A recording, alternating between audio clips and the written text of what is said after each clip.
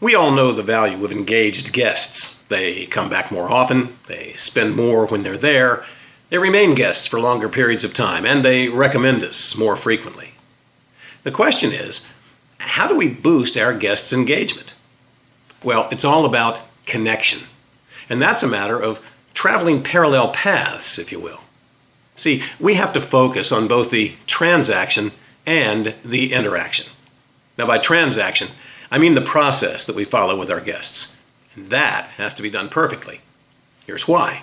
If I come in to buy a car, I know there's a process.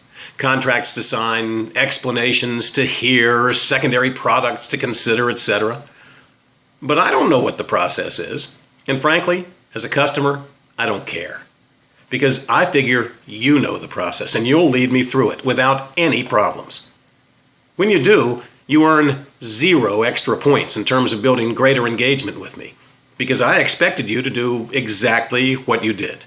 And by doing so, you've met my expectations, nothing more.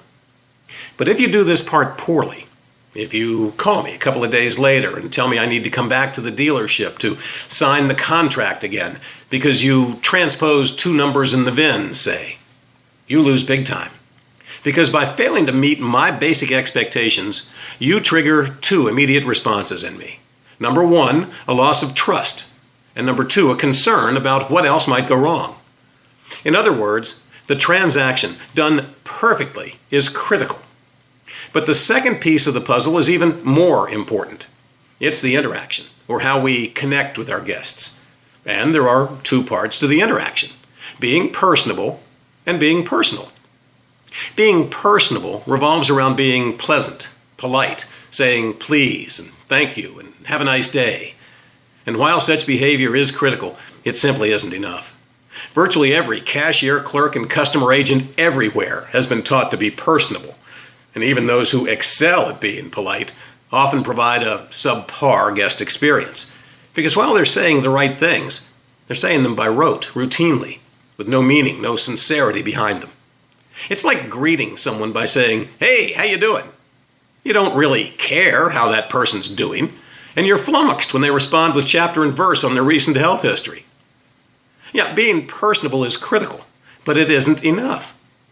What's missing is a personal connection with our guests, a recognition that our guests are more similar to us than dissimilar, that we have more in common with them than not, and that by looking for those points of similarity, we can enhance relationships with our guests.